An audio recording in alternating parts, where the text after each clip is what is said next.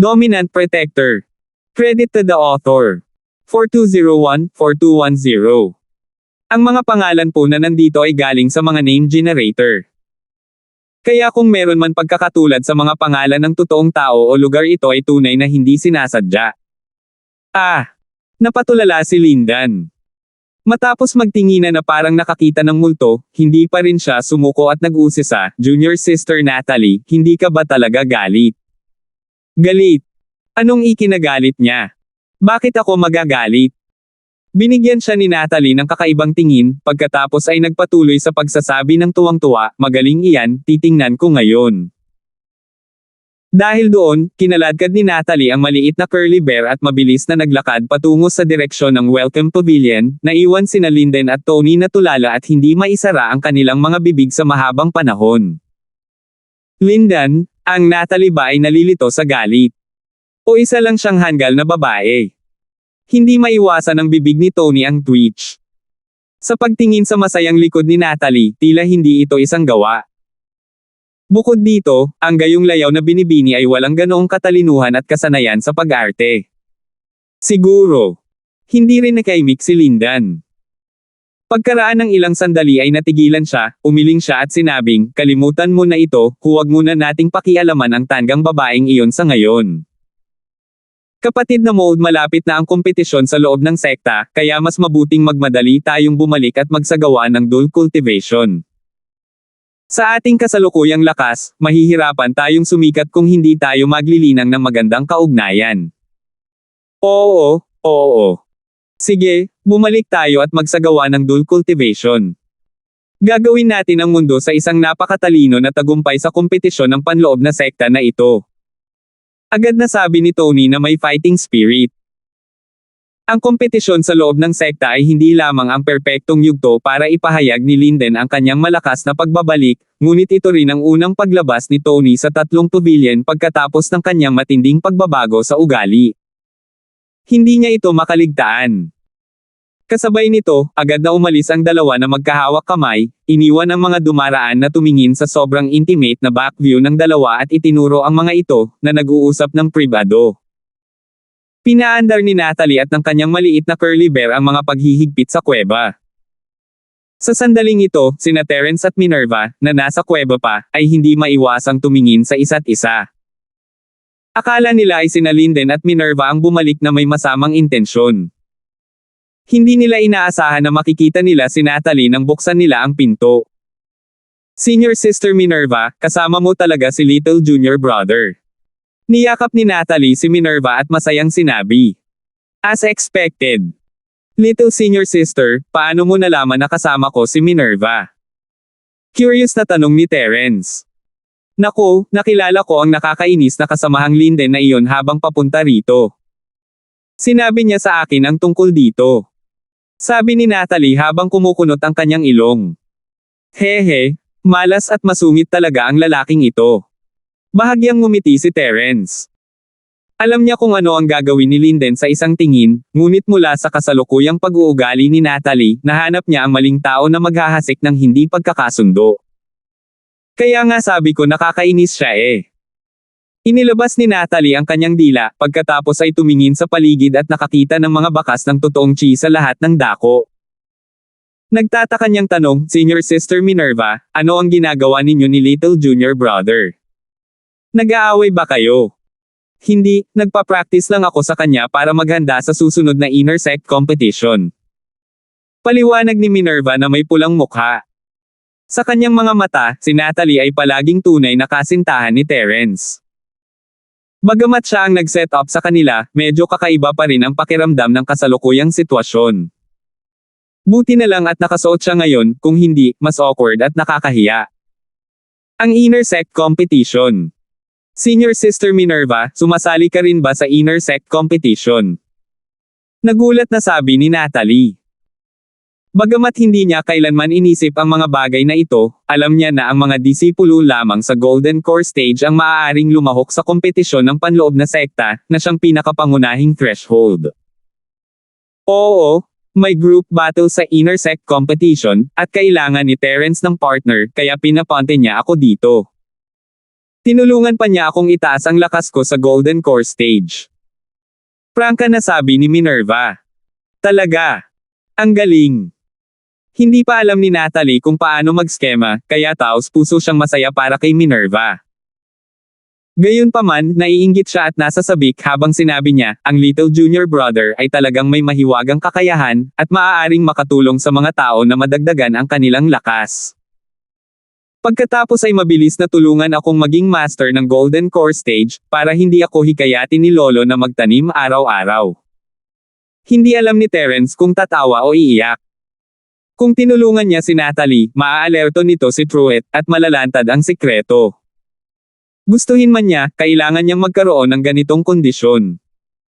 Little senior sister, kung gusto mong maging master ng Jedan stage, kailangan mo munang ihanda ang Jedan.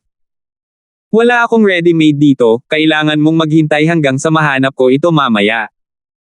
Nakangiting sabi ni Terence. Isang bagay na bihirang gaya ng Wando Golden Core Fruit ay isang bagay na makikita lamang ng pagkakataon.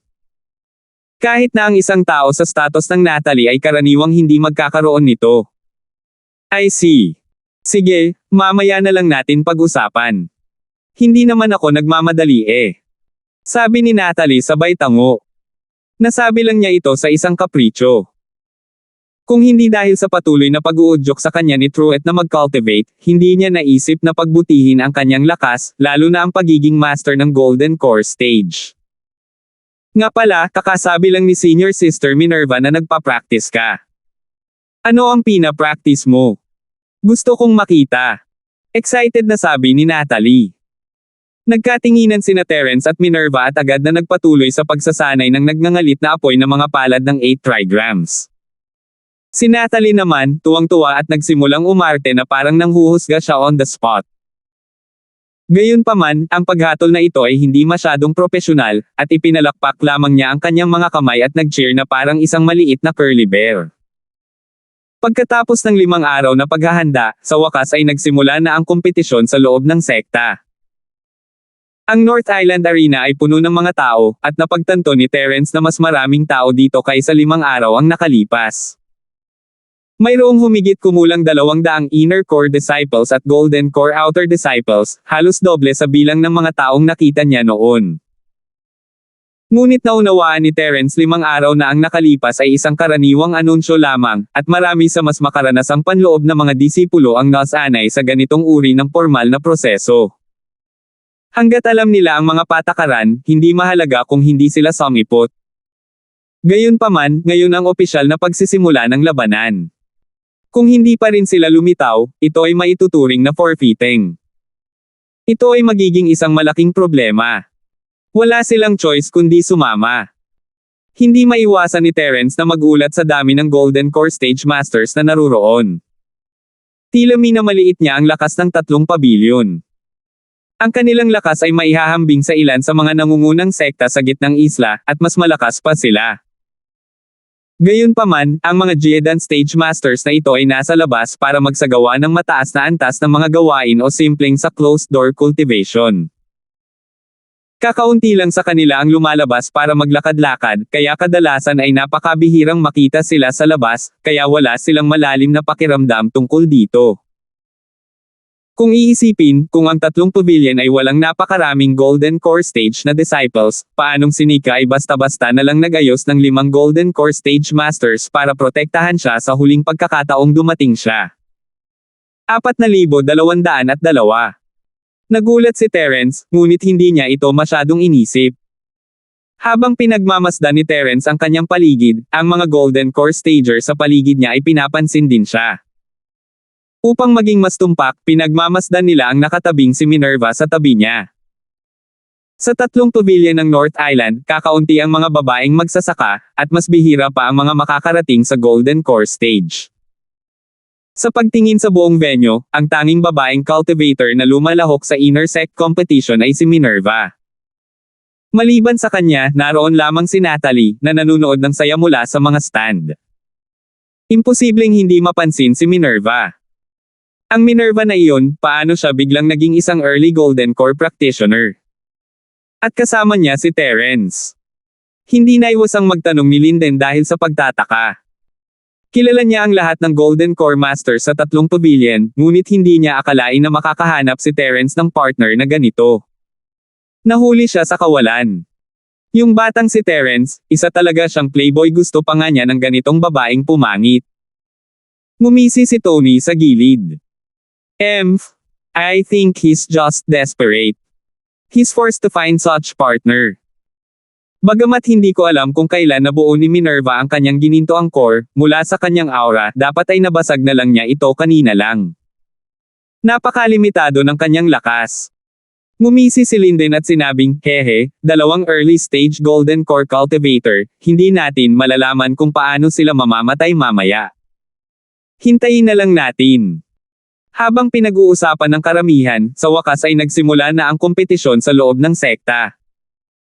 Sa unang araw, ito ay isang one-on-one na labanan kung saan ang mga kalahok ay magpapabunot ng palabunutan upang mapagpasyahan ang kanilang mga kalaban.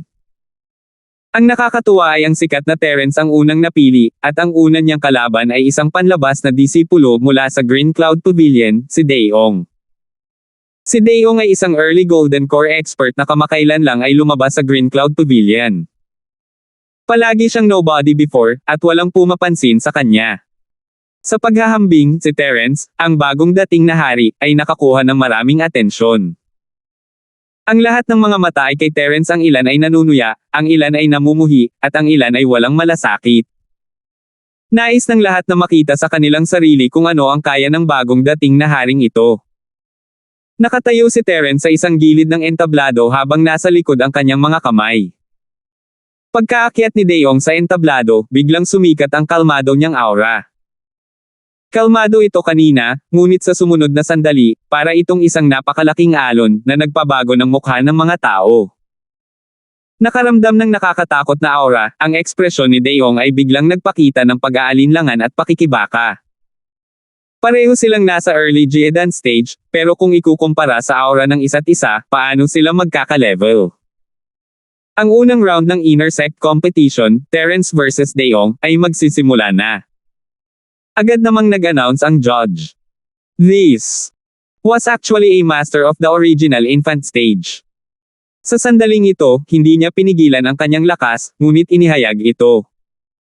Ito rin ang unang pagkakataon na nakita ni Terence ang isang bagong dating na Soul Master sa tatlong pavilion. Tulad ng para sa iba pang mga matatanda, hindi nila karaniwang ipinapakita ang kanilang lakas, at hindi magagamit ni Terence ang kanyang panluloko na lampas sa kanyang antas. Hindi niya alam ang lakas ni Truett at ng iba pa, ngunit sila ay nagmamalabis. Naging seryoso ang mukha ng lahat habang naghahanda silang pagmasdan ang lakas ni Terence. Ang Daeong na ito ay hindi malakas, ngunit si Terence ay isang maagang gininto ang core lamang. Dapat kaya niya itong harapin. Gayunpaman, ang susunod na reaksyon ni Daeong ay lampas sa inaasahan ng lahat. Teka, talo ako. Biglang nagtaas ng kamay si Daeong at sumigaw na namumula ang mukha. Sa isang iglap, nagkagulo ang mga tao. Walang katapusan ang pangungutya at sumpa, ngunit hindi pa rin nagbabago ang isip ni Daeong. Pagkatapos ng isang tingin kay Terence, tumalikod siya at umalis sa stage. Ang eksenang ito ay hindi lamang nagulat sa lahat, ngunit maging kay Terence mismo ay medyo natigilan. Ang unang round ay ang pinakamalupit na elimination round. Kapag natalo ka, hindi mo na kailangang isipin kung ano ang susunod na mangyayari. Ang mga normal na tao ay susubukan ang kanilang makakaya kahit na may 10% lamang ang pagkakataon. Sino ang susuko tulad ni Daeong? Kung si Daeong ay nakaharap sa isang late stage na Golden Core expert na ilang antas na mas mataas, o mas mataas pa, ito ay mauunawaan. Ngunit si Terence ay isa lamang sa maagang yugto ng gininto ang core. Hindi niya alam na kahit na pareho silang early Golden Core Masters, may malaking pagkakaiba sa lakas. Maaaring patayin ni Terence si AJ sa isang galaw, ngunit sa lakas ni AJ, tiyak na hindi problema ang pagpatay sa kanya sa isang galaw. Hindi ba't humihingi lang siya ng kamatayan kung nakipag-away siya kay Terence? Si Daeong ay mayroon pa ring kaunting kamalayan sa sarili. Hanggat ang lakas ng isang tao ay umabot sa unang bahagi ng gintong core realm, hanggat sila ay dumating upang lumahok sa panloob na kompetisyon ng sekta, anuman ang huling resulta, sila ay magiging isang pangunahing disipulo. Ang pagkakaiba lang ay kung napili sila bilang nominal na disipulo ng ilang high-level na big shot, iyon lang. Si Daeong ay hindi kailanman nagkaroon ng anumang background. Bagamat umaasa rin siya na balang araw, makukuha niya ang pabor ng isang malaking figure, ngunit alam din niya na ito ay karaniwang isang pantasya. Hanggat maaari siyang ma-promote upang maging isang inner core disciple, sa pagkakataong ito ay makakamit niya ang kanyang layunin. Kung masyado siyang nag-iisip tungkol sa ibang mga bagay, ito ay isang panandaliang ulap at makakasama lamang sa kanyang sarili. Basura. Duwag. Hindi mapigilan ni Linden na magmura. Bagamat hindi niya inaasahan na kayang patayin ng hindi kilalang si Daeong na ito si Terence, isa pa rin siyang early Golden Core expert. Dapat man lang ay magdulot siya ng gulo para kay Terence. Bakit ngayon lang siya umamin ng pagkatalo? Si Tony, na nakatayo sa gilid, ay nagngangalit din sa galit. Ang kompetisyon sa loob ng sekta ay isang napakahalagang okasyon, ngunit kaya niyang sumuko ang kanyang kalaban ng hindi man lang lumaban. Gaano kahanga-hanga ito? Ang pangalan ni Terence bilang bagong dating na hari ay talagang nakakasira ng lupa, kaya naiinggit ang mga tao hanggang sa mabaliw. Sa kabilang panig ng stand, si Natalie ay labis na nasasabik. Bagamat lubos siyang nagtitiwala kay Terence, ang kompetisyon ng panloob na sekta ay isang bagong larangan ng digmaan para kay Terence. Magsisinungaling siya kung sasabihin niyang hindi siya nag-aalala. Kahit na agad na mapatay ni Terence si AJ at makapangyarihan, hindi siya isang taong dapat pagtripan. Kahit na ang isang kuneho ay kakagat kapag na-corner, pabayaan ang isang gintong core stage master. Kahit nanalo si Terence sa huli, paano kung nasugatan siya? Hindi niya akalain na ganito pala kataktika itong si Daeong. Nang walang sinasabi, direkta siyang nagkusa na aminin ang pagkatalo at pagsuko. Ang little junior brother ay madaling nakapasa sa pagsusulit ng walang anumang panganib. Ito ay isang magandang bagay. Gayunpaman, si Truett, na kinaladkad sa gilid para panoorin ang labanan, ay may kalmadong ekspresyon sa kanyang mukha mula sa simula hanggang sa katapusan. Parang hindi naman siya nagulat. Hehe, Lolo, sa tingin mo ba ang Daeong na ito ay kakilala ni Little Junior Brother? Kung hindi, bakit ang dali niyang aamin ang pagkatalo? Natuwa si Natalie para kay Terence, ngunit hindi niya maiwasang magtanong. Sa kanyang katayuan, ang kompetisyon sa loob ng sekta ay hindi na bago. Nakita niya ito ng maraming beses sa nakaraan, ngunit napakabihirang para sa isang tao na direktang umamin ng pagkatalo. Kahit na ilang beses na nangyari, ito ay dahil sa malaking agwat ng lakas sa pagitan ng dalawang panig. Ito ang unang pagkakataon na direktang umamin ng pagkatalo ang isang eksperto sa parehong antas. 4,203. Hehe, kailangan nilang tanungin ang kanilang sarili. Kung hindi, ang matandang ito ay kailangang tingnan ng may mataas na pagtingin sa Daeong na ito. Nakangiting sabi ni Truett. Napakaduwag niya, Lolo, masyado pa rin kayong mataas sa kanya. Hindi napigilan ni Natalie ang magtanong ng may pagtataka. Bagamat masaya siya na sumuko si Daeong, lahat ito ay dahil kay Terence. Karaniwan, minamaliit niya ang gayong walang kwentang tao. Siya ay isang duwag, ngunit sa madaling salita, siya ay matalino. Daeong nakita ito ng malinaw bagaman sila ay parehong maagang gininto ang core, siya ay hindi katugma para sa Terence. Sa halip na kumuha ng isang walang kabuluhang panganib, ito ay mas mahusay na aminin ang pagkatalo. Ito ay isang uri ng karunungan at lakas ng loob. Komento ni Truett. Ito ay itinuturing na karunungan at lakas ng loob. Hindi ko talaga maintindihan. Inilabas ni Natalie ang kanyang dila sa isang kaibig-ibig na paraan. Humalaklak si Truett at hindi na nagsalita pa. Ang mga taong tulad ni Daeong ay hinding-hindi makakarating sa antas ni Terence, ngunit hindi iyon nangangahulugan na wala silang silbi.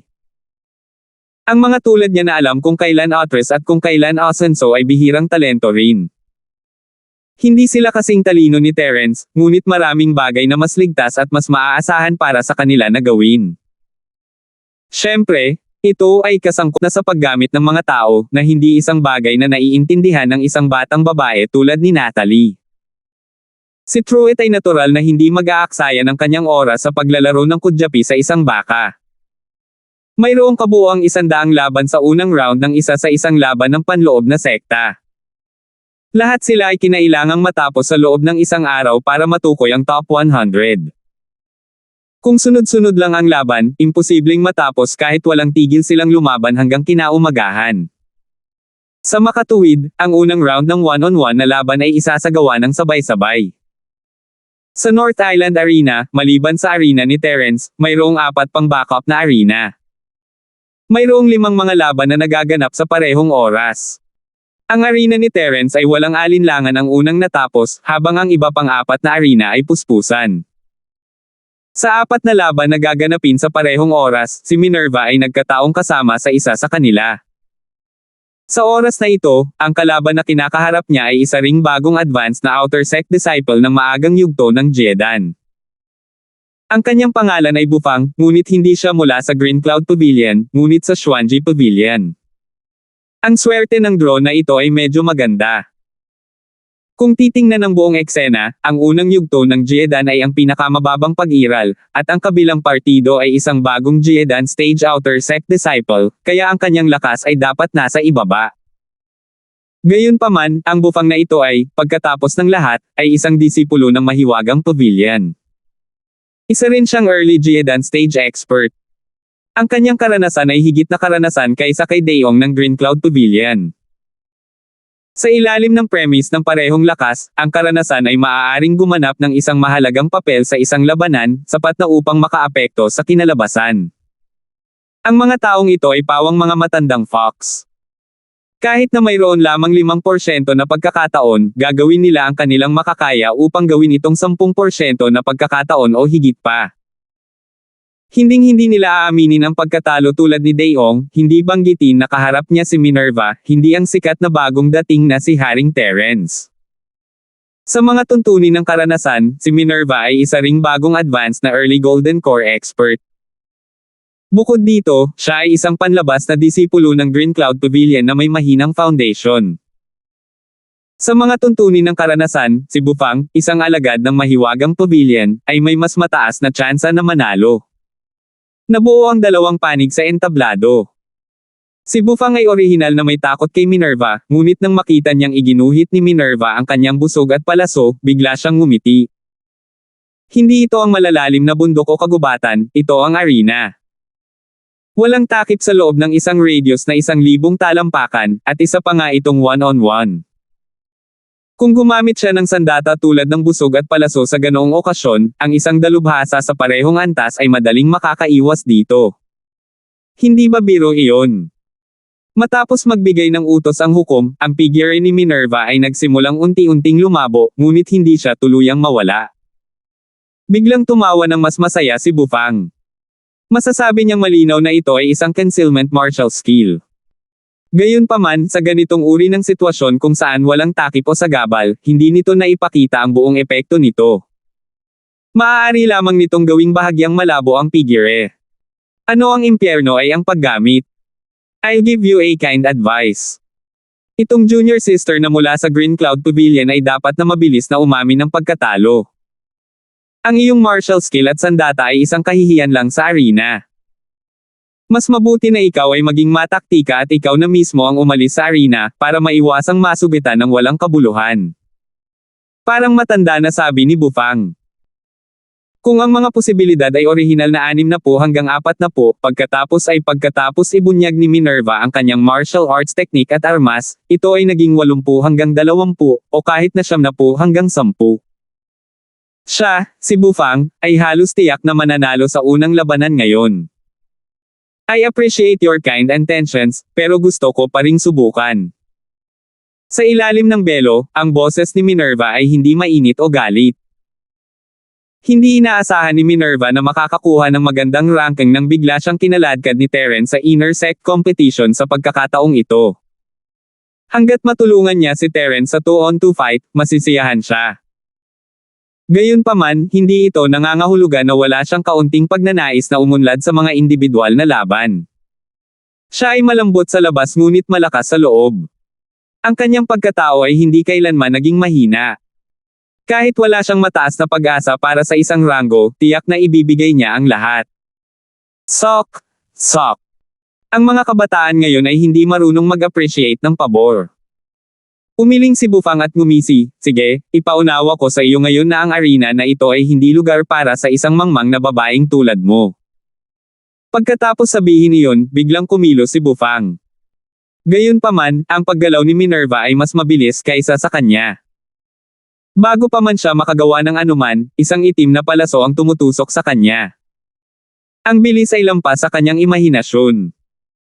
Ang bilis ng arrow ni Minerva ay napakabilis na, at ngayon na siya ay isang maagang gininto ang core, ito ay natural na hindi pangkaraniwan.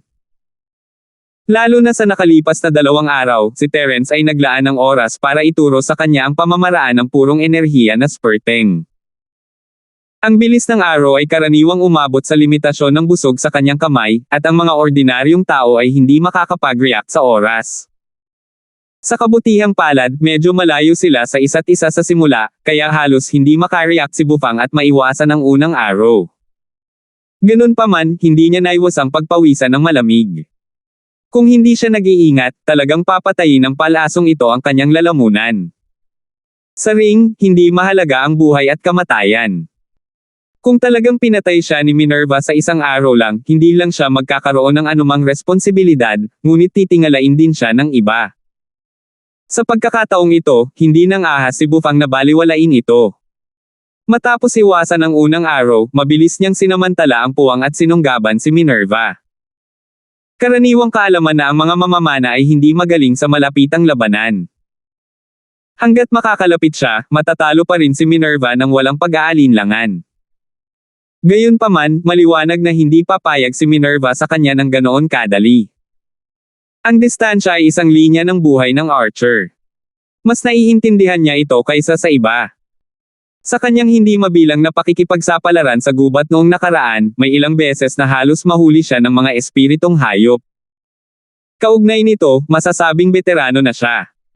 Habang mabilis na gumagalaw si Minerva, pinakanak ang magpapaputok siya ng arrow upang harangan ang landas ni Bufang. 4,204. Ang bawat arrow ay lubos na tumpak at matalim, na pinipilit si Bufang na huminto at umiwas ng buong lakas. Sa tagal bago masunog ang insenso, si Bufang ay gumugol ng maraming pagsisikap, ngunit hindi pa rin niya naabutan si Minerva. Sa katunayan, hindi niya magawang isara ang distansya sa pagitan nila ng kalahati. Ang hindi inaasahang eksenang ito na mahirap ihiwalay ay ikinagulat ng mga tao sa ibaba ng entablado. Si Minerva ay isang babae. Para bang hindi siya dapat pagtripan. Kung nangyari ito sa isang lugar tulad ng gubat, malamang na hindi alam ni Bufang kung paano siya namatay. Gayunpaman, kahit na mataas ang tingin ng karamihan kay Minerva, naramdaman pa rin nila na si Bufang ay may mas mataas na tsansa na manalo. Pagkatapos ng lahat, ito ay isang one-on-one na labanan sa arena. Gaano man kahusay ang mga kasanayan ni Minerva sa pag-archery, hindi ito makakabawi sa natural na malaking kawalan na ito. Ang kasalukuyang pagkapatas ay hindi mapapanatili magpakailanman. Nang isara ni Bufang ang distansya, matatapos na ang lahat. Gayunpaman, si Terence lamang ang hindi nag-aalala. Sa kanyang mga mata, tiyak na mananalo si Minerva sa labanang ito. Kahit na silang dalawa ay nasa early golden core stage, kahit na ang mga martial arts technique at armas ni Minerva ay hindi angkop para sa one-on-one na labanan sa arena, siya ang pinakamalakas na golden core stage expert na gumawa ng perpektong tagumpay. Talagang hindi siya isang ordinaryong early golden core stage expert na maihahambing kay Bufang. Sa paglipas ng panahon, ang labanan ni Minerva at Bufang, na sa una ay hindi gaanong napapansin, ay unti-unting nakakuha ng atensyon ng mga manunood. Nagkaroon ng maraming pribadong talakayan. Sa pagkakataong ito, hindi na nakapagpigil si Bufang. Bagamat karamihan sa mga tao ay optimistiko tungkol sa kanya, ang busog at palaso ni Minerva ay walang mga mata. Kung hindi siya maingat at ang isa sa mga palaso ay dumaan sa kanya, o tumama man lang sa isang mahalagang bahagi tulad ng kanyang lalamunan, kung gayon ito ay isang malaking biro. Nagngangalit ang kanyang mga ngipin, si Bufang sa wakas ay hindi na nang ahas na magtago ng anuman. Agad niyang pinalakas ang kanyang bilis sa sukdulan. Matapos isara ang distansya sa pagitan nila ni Minerva, bigla niyang itinaas ang kanyang kamay at inihagis ito sa direksyon ni Minerva. Isang madilim na berdeng ilaw ang bumaril patungo sa mahahalagang punto ng kabilang partido sa bilis na mahirap makilala sa mata. Ang nakatagong talon ay naglalaman ng lahat ng mga pambihirang lason sa mundo. Ang sino mang humipon nito ay mamamatay maliban kung sila ay bibigyan ng kakaibang panlunas. Ito ang maingat na inihanda ni Bufang na trump card at ang kanyang huling card. Ayaw niyang gamitin ito sa unang round, ngunit ngayon ay wala na siyang pagpipilian. Ilang taon nang nag-practice nito si Bufang, kaya hindi mabagal ang takbo ng kanyang nakatagong talam. Si Minerva, sa kabilang banda, ay umangkop na sa ritmo ng isang panig na pagsupil sa busog at palaso. Ilang sandali pa ay hindi siya makapag-react. Sa pamamagitan ng kanyang mga kalkulasyon, ang rate ng tagumpay ng nakatagong talam na ito ay hindi bababa sa 80%. Ding! Ding! Ang malutong na tunog ng pag-aaway ng bakal ay sinabayan pa ng mga hiyawa ng mga tao sa ibaba ng entablado. Nawala agad ang pagnanasa ni Bufang. Ginamit talaga ni Minerva ang kanyang busog at palaso para harangan ang nakamamatay na nakatagong talam sa hangin. Ang ganoong reaksyon, ganoong katumpakan, ito ay hindi maisip, maaari itong tawaging isang banal na kasanayan. Kung ito ay sinuman sa madla, kahit na sila ay mas malakas kaysa kay Minerva, tiyak na hindi nila mahaharangan ang nakatagong talam ng busog at palaso. Kung ito ay hindi isang banal na kasanayan, ano ito? Sa isang iglap, muling nagbago ang paraan ng pagtingin ng lahat kay Minerva. Bukod sa lahat, ang kakayahan ng babaeng magsasaka na ito sa pag-archery lamang ay talagang karapat-dapat sa pangalan ng isang master archer. Gayunpaman, ang mga lumang daos na kasanayan ni Bufang ay malinaw na ipinakita sa sandaling ito. Siya ay mas nabigla kaysa sa iba, ngunit ang kanyang mga paggalaw ay hindi huminto sa lahat. Talagang sinamantalan niya ang sandaling ito at agad na naabutan si Minerva, na wala pang 10 talampakan ang layo. Kapag naayos na ang alikabok, gaano man katalino at kaakit-akit ang kakayahan ng archer sa pag-archery, kapag sila ay nasabak sa malapitang labanan, walang alinlangan na matatalo sila. Hindi lamang iyon ang naisip ng karamihan, ngunit si Bufang, na nasa entablado, ay nag-isip din. Ang mga sulok ng kanyang bibig ay hindi namamalayang nabaluktot sa isang mapagmataas na arko. Bagamat malakas ang Minerva na ito, siya pa rin ang huling tumawa. Pagkatapos ng lahat, mas matanda ang luya, mas matalino ito. Sa sandaling ito, hindi mapigilan ni Terence na mapangiti. Napagdesisyonan ang nanalo. Paf! Isang itim na busog at palaso ang biglang tumusok sa dibdib ni Bufang. Kahit na nahulog si Bufang sa lupa, hindi makapaniwalang nakatingin pa rin siya kay Minerva. Natigilan din ang mga tao. Hindi nila akalain na ang isang archer ay direktang sasaksakin ang isang palaso sa dibdib ng isang tao pagkatapos na sarado. Bukod dito, ang kanyang mga galaw ay napakakinis at walang pakiramdam ng awkwardness. Ang babaeng ito ay sadyang hindi naglaro ng mga patakaran. Hindi niya alam na ang hakbang na ito ay ganap na nilikha ni Minerva. Isang emergency na galaw lang iyon ng isang makapangyarihang espiritong hayop ang lumapit sa kanya. Bagamat tila hindi ito isang kasanayan sa unang tingin, nahahasa ito sa bingit ng buhay at kamatayan. Ito ay halos isang likas na reaksyon, kaya ito ay lubhang praktikal at epektibo. Panginoong Hukom, ito ba ay itinuturing na aking tagumpay? Tumingin si Minerva kay Bufang na nakahandusay sa lupa, pagkatapos ay bumaling sa hukom. Maging ang hukom ay hindi maiwasang matigilan sandali. Pagkatapos, inutusan niya ang isang tao na dalhin si Bufang para gamutin.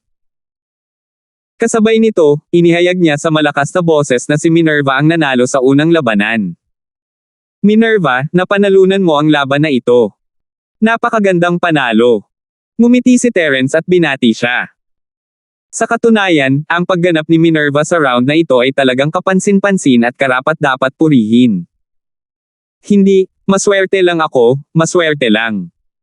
Nahihiyang ibinaba ni Minerva ang kanyang ulo, ngunit lihim siyang natuwa sa papuri ni Terence.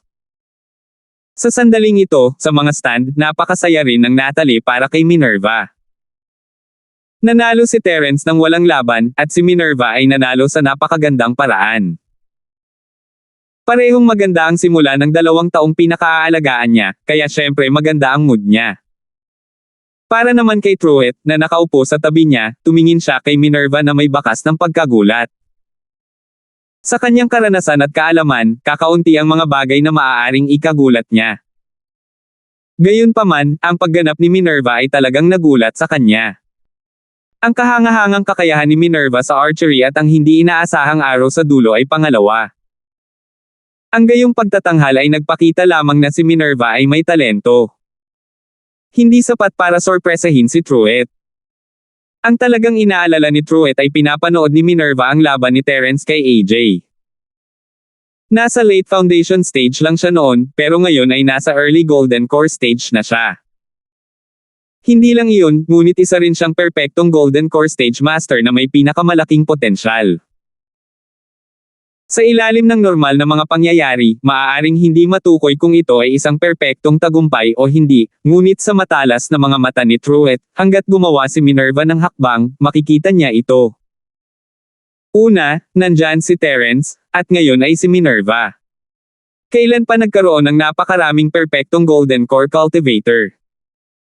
Habang nalilito si Truett, nagpapatuloy pa rin ang unang round ng elimination round ng mga individual na laban.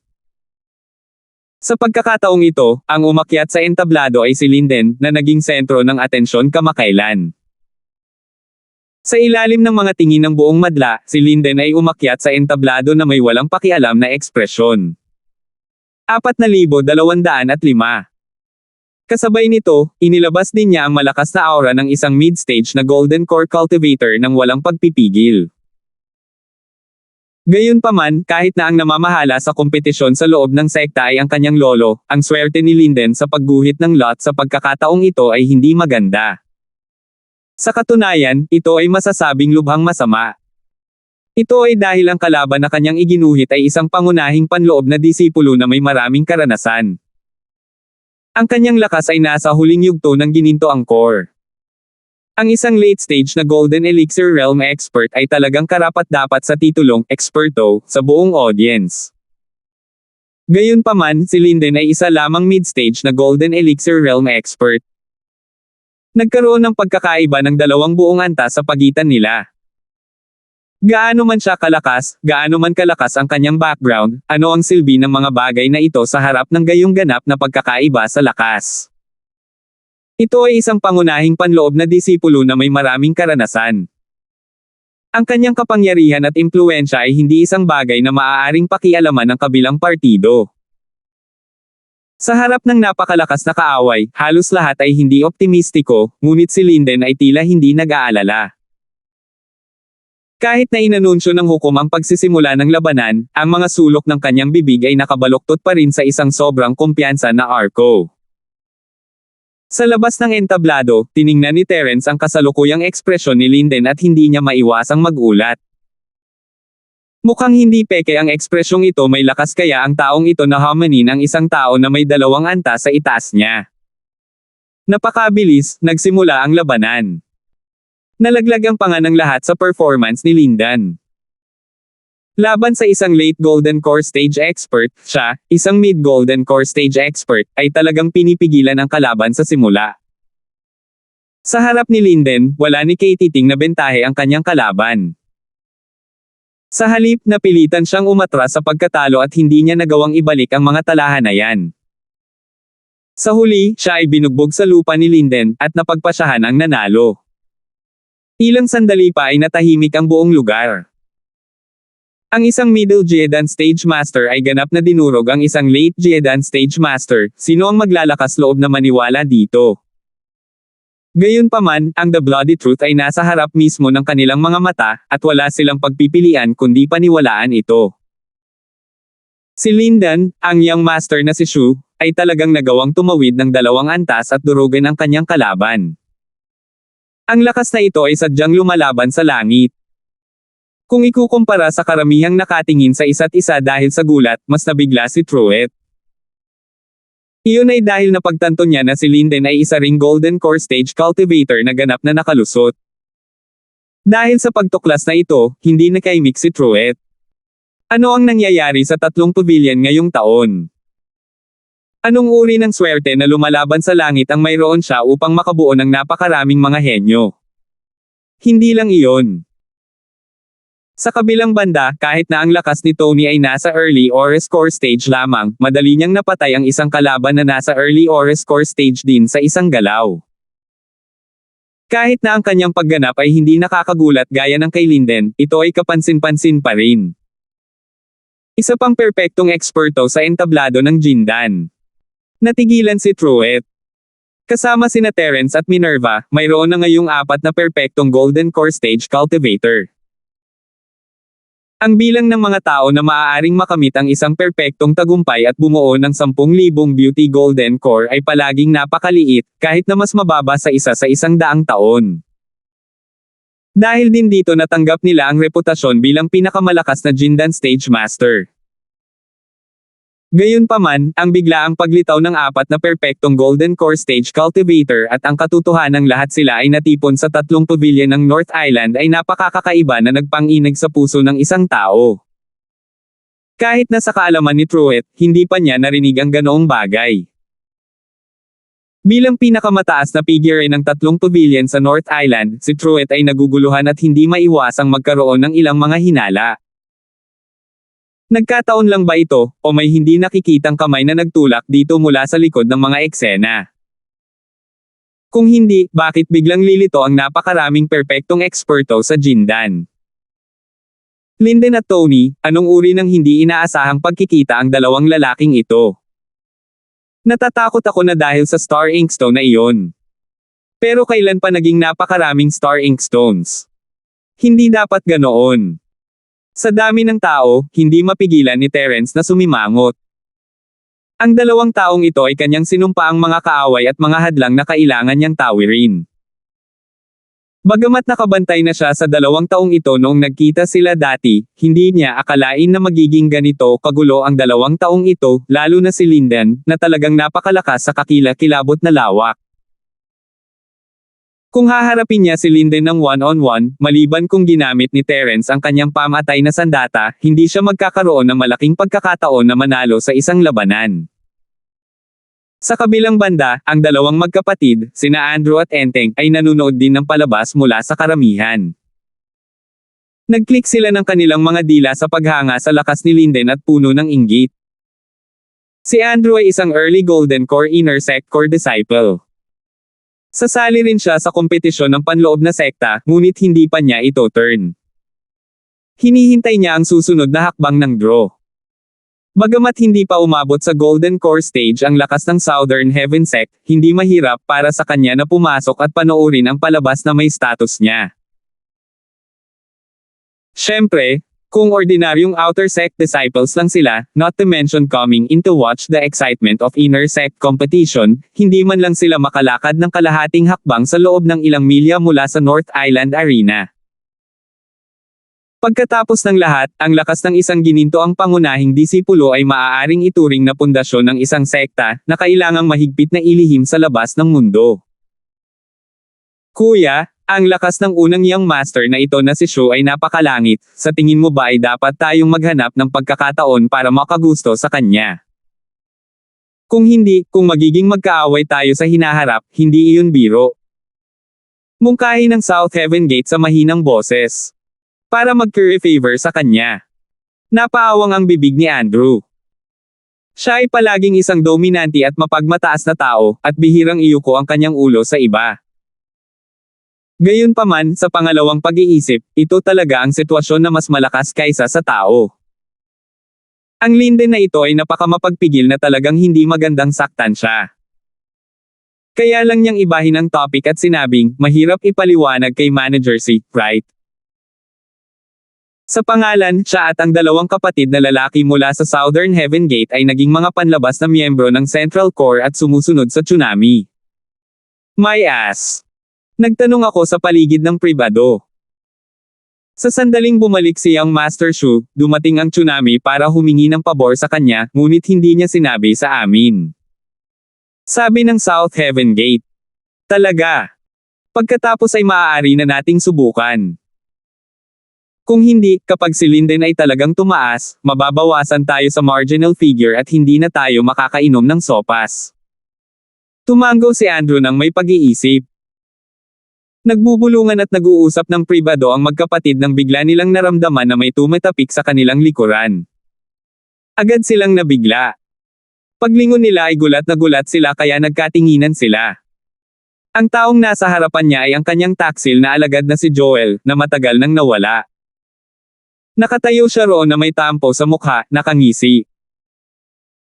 Dala ang krimen ng pagpatay sa kanyang amo, kahit na si Joel ay hindi pinaghahanap ng law enforcement hall, siya ay isang daga sa kalye na kinasusuklaman ng lahat. Pagkatapos ng kanyang biglaang pagkawala, dapat ay masunurin siyang nawala sa mundo. Sinong mag-aakala na pagkatapos ng mahabang panahon, ang brat na ito ay talagang naglakas loob na magpakita sa publiko, lalo na sa harap ng magkapatid na Andrew.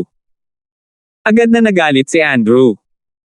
Iniisip pa rin niya ang paghihiganti sa kanyang ikatlong kapatid na si Panyong. Noon, gusto niyang putulin si Joel sa 1,000 piraso at gawin siyang isang buhay na sakripisyo ng dugo, ngunit ang brat na ito ay nawala sa balat ng lupa. Hindi niya alam kung paano siya nakatakas. Ngayong bigla na lang silang nagkita, paanong hindi siya magagalit.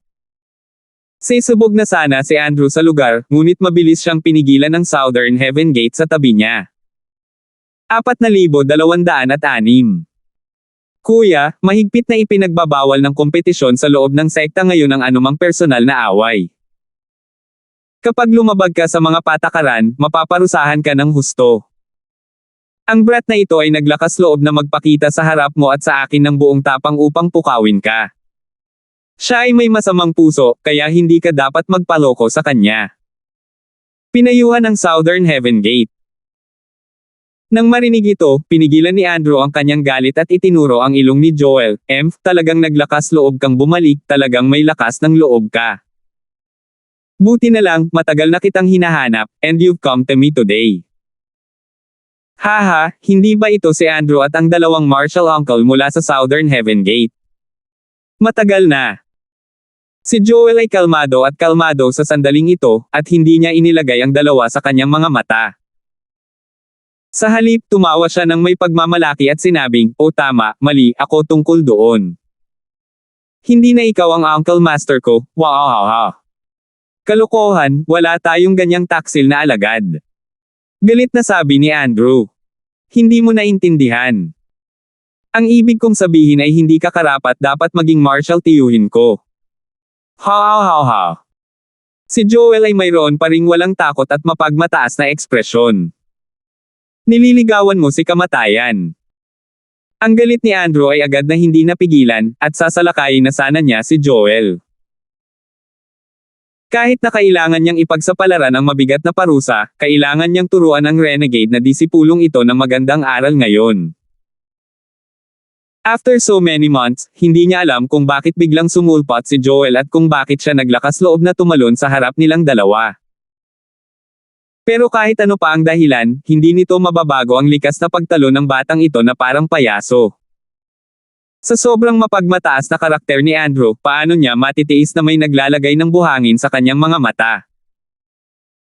Gayunpaman, nang si Andrew ay aatake na, si Joel ay biglang tumawa ng malamig at ipinakita ang kanyang aura ng hindi nagpipigil. Siya ay isang maagang Gold Core Realm Cultivator. Ang distansya sa pagitan ng dalawang panig ay napakalapit kung kaya't ang mga disipulo ng Andrew at ang Southern Heaven Gate ay nahuli at natakot kaya napaatras sila. Pareho silang namutla sa gulat at nagkatinginan. Ikaw. You're actually at the early Jiedan stage. How is that possible? Hindi makapaniwalang tanong ni Andrew. Siya mismo ay isa ring eksperto sa yugto ng maagang Jiedan, at marami siyang karanasan, kaya mas malakas siya kaysa sa karaniwang eksperto sa yugto ng maagang Jiedan. Ngunit sa harap ng taksil na alagad na ito na si Joel, talagang nakaramdam siya ng panganib na naging dahilan upang siya ay kiligin. Hehe, anong imposible doon? Nasa early Jiedan stage pa lang siya. Maya-maya, lalakas pa siya. Matagumpay na nanunuya si Joel, ang kanyang ekspresyon ay nagpapakita ng hindi maipaliwanag na kumpiyansa. Nakamit ng hamak na tao ang tagumpay. Bagamat nabigla sina Andrew at Enteng, nagtanong pa rin sila sa mahinang boses, saan ka napunta sa lahat ng oras na ito? Ano sa tingin mo? Mapaglarong sinulyapan ni Joel silang dalawa, pagkatapos ay itinikom ang kanyang mga labi at tumawa. Speaking of this, kailangan kong magpasalamat sa inyong dalawa. Kung ayaw mo akong hiwain ng 1,000 piraso at kunin ako bilang isang buhay na sakripisyo, hindi sana ako magkakaroon ng ganoong sinasadyang pagkikita. Kinabahan ba siya at natatakot, o puno ba siya ng panghihinayang? Hahaha. Gupitin ang basura. Kung mayroon kang mga bayag, huwag tumakbo. Lumabas ka at makipaglaban sa akin. Hindi ako naniniwala na hindi kita makitungo sa iyo, hindi ka maipapahiwatig na clown. Umakyat sa langit ang galit ni Andrew. Ang Southern Heaven Gate ay mayroon lamang lakas ng foundation stage, at hindi na siya ang kalaban ni Joel. Gayunpaman, kahit na siya, si Andrew, ay naramdaman ang banta mula kay Joel, hindi siya naniniwala na hindi niya magagawang patayin ang taksil na disipulong ito. Kahit anong uri ng mga baluktot na paraan ang ginamit ni Joel upang madagdagan ang kanyang lakas, sa harap ng veteranong entablado ng maagang Jiedan na ito na matagal nang nasa labanan, isa lang siyang tigre ng papel. Don't worry, sasali pa naman ako sa inner sect competition. Who knows? Baka mamaya i-drawing kita sa arena. Tapos, sa harap ng maraming tao, unti-unti kong ibabalik ang kahihiyang dinala mo sa akin, wahahaha. Malamig at hindi nagmamadaling tumawa si Joel. Dahil tinawag siyang matandang aso sa kanyang mukha, galit na galit si Andrew kaya't umuumbok ang kanyang mga ugat. Napapikit niya ng mahigpit ang kanyang mga kamao at hinaplos ang kanyang mga ngipin. Paano kung hindi ko makuha ito? Ano ang ibig mong sabihin? Pagkatapos ay hamanin lamang natin siya sa isang labanan. Ang paghihiganti ay tulad ng isang masayang palabas ng walang madla. Gaano ka boring iyon? Tumawa si Joel nang walang pakialam. Mula sa kanyang mga salita at kilos, hindi niya inilagay si Andrew sa kanyang mga mata. Kung tungkol sa Southern Heaven Gate sa tabi niya, hindi na kailangang banggitin pa ito. Sige, hintayin natin. Tinitigan siya ng masama ni Andrew na sana'y lumunin niya ng buhay ang hamak na ito. Gayunpaman, ang oras ay hindi tama, kaya maaari lamang siyang magtiis sa isang sandali. Hindi alam kung may gumawa ng isang bagay ng lihim, o kung talagang nagkataon lang, ngunit pagkaraan ng ilang sandali, ang bagong resulta ng draw ay ang Andrew laban kay Joel. Ito ang kalooban ng langit. Parang gusto ng espiritu ng ikatlong kapatid sa langit na ipaghiganti ko siya. Ngumisi si Andrew at nanguna sa pag-akyat sa entablado. Hehe, baka nalulungkot siya at gusto kitang ihatid para samahan siya. Ngumisi din si Joel. Pag-akyat niya sa ring, nagkagulo ang buong audience. Kahit na ang kaso ng pagpatay ni Joel sa kanyang guro ay hindi opisyal na isinara ng law enforcement hall at walang warrant of arrest para sa kanya, ito ay talagang alam ng lahat. Sino ang mag-aakala na ang taong ito ay talagang babalik sa kritikal na sandali ng panloob na kompetisyon ng sekta? Higit pa rito, ang taong ito ay isa ng maagang eksperto sa Gold Core. Ito na ang pangalawang tao pagkatapos ni Linden na biglang bumalik pagkatapos mawala, at ang kanyang lakas ay tumaas ng hindi maipaliwanag. Saglit, lahat ng nasa ibaba ng entablado ay nagkaroon ng mood na panoorin ang saya. Ang ganitong uri ng sitwasyon ng awayan ay palaging isang bagay na dapat panoorin. Kahit na ang lahat ng naruroon ay isang Jiedan stage master, may puso pa rin silang magchismis. Ang dalawang panig ay nasa isang estado ng kapwa-puot. Matapos ang ilang saglit na paghaharap, nagbigay ng utos ang judge at sabay silang sumugod. Ang magkabilang panig ay puno ng layuning pagpatay. Mukhang kakain sila ng tao. Ang Joel na ito ay medyo kakaiba, at bagamat si Andrew ay nasa maagang yugto pa lamang ng Jiedan, siya ay isang mapagpasyahan at walang awa na karakter. Ang kanyang lakas ay higit na malakas kaysa sa karaniwang mga eksperto ng parehong antas, at ito rin ay isang sitwasyon ng pasasalamat at hinanakit na nakaukit sa mga buto at nakaukit sa puso. Inakala ng lahat na ang proseso ng tunggalian na ito ay magiging lubhang balisa, ngunit hindi nila inaasahan na ang pag-unlad ng sitwasyon ay higit pa sa kanilang inaasahan. Sa isang galaw lang, napagdesisyonan na ang kinalabasan ng labanang ito. Si Andrew ay pinalipad sa pamamagitan ng isang sinag ng espada na si Chi. Nanalo si Joel. Hindi pa rin nagre-react ang mga tao kahit ipahayag na ng judge ang panalo at pagkatalo. Tahimik ito, at lahat ay nagtinginan sa isa't isa ng may pagtataka. Iniisip na lang nila kung paanong bihira lang silang makapanood ng masiglang eksena para maibsan ang kanilang pagkabagot. Paano ito natapos ng ganoon lang? Sa sandaling ito, sa mga nakatayo, si Truett ay lalong hindi nakaimik. Isa pang Golden Core Stage Cultivator na ganap na nakalusot, at ito na ang panglima. Masyadong baliw ang mundong ito, hindi ba? Sa labas ng arena, mabilis na tinulungan ng mga lalaking nantiyan ang magulong Andrew na makatayo. Bagamat pinalipad siya sa pamamagitan ng isang welga, nakaranas pa rin si Andrew at hindi nagdusa ng anumang malubhang pinsala. Medyo magulo lang ang itsura niya, yun lang. Binabati ko ang lahat ng isang manigong bagong taon. 4,207. Ngunit gayunpaman, sa harap ng napakaraming Golden Core Stage expert, natalo siya ni Joel, ang taksil na alagad na ito, sa isang galaw. Sa pagkakataong ito, nawala lahat ng dati niyang mukha. Gulat na gulat ang kanyang ekspresyon habang nakaugat sa lupa, hindi naglakas loob na tumangalan ng matagal. Matandang aso, ngayon alam mo na kung gaano ako kalakas, wow. Kampante namang tumawa si Joel sa arena. Sa pagkakataong ito, sa wakas ay nakaganti na siya. Si Andrew at ang dalawang tao mula sa Southern Skygate ay pinandilatan siya ng mata, ngunit hindi sila nang ahas at walang mukha na makakausap. Nakayuko lang sila makaalis. Bukod sa kanilang dalawa, lahat ng naruroon ay nasa Golden Core Stage man lang. Si Joel ay orihinal na walang tao, ngunit nang ahas siyang maging napakayabang. Ito ay natural na nagpalungkot sa lahat. Gayunpaman, nagawang talunin ni Joel si Andrew sa isang galaw. Halata sa lahat ang kanyang lakas. Walang handang pukawin ang gayong tao nang walang dahilan. Si Terrence, na nasa karamihan, ay hindi napigil ang sumimangot. Hindi mababawasan ang lakas ni Joel. Ang kanyang intuition ay nagsabi sa kanya na mayroong ilang hindi kilalang koneksyon sa pagitan ng taong ito at Lindan. Kung tutuusin, masyado silang magkamukha. Sa unang araw, natapos ang unang round ng mga individual na laban, at matagumpay na nailabas ang listahan ng top 100. Kung ikukumpara sa nakaraan, may malaking pagkakaiba, at marami pang bagong mukha. Bagamat kabilang sa mga panlabas na disipulo ng tatlong dakilang pavilion, palaging may grupo ng mga bagong eksperto sa Jindan bawat taon, at lahat sila ay sasali sa kompetisyon ng panloob na sekta, ngunit dahil sa kanilang lakas, kakaunti lamang sa kanila ang papasok sa listahan ng nangungunang daan. Pagkatapos ng lahat, sila ay parehong maagang Jiedan Stage Masters, ngunit ang lakas ng panloob na core ng mga disipulo ay hindi bababa sa mas malakas kaysa sa mga panlabas na disipulo. Sa ilalim ng normal na mga pangyayari, napakakaunting mga tao ang maaaring manalo sa sitwasyong ito.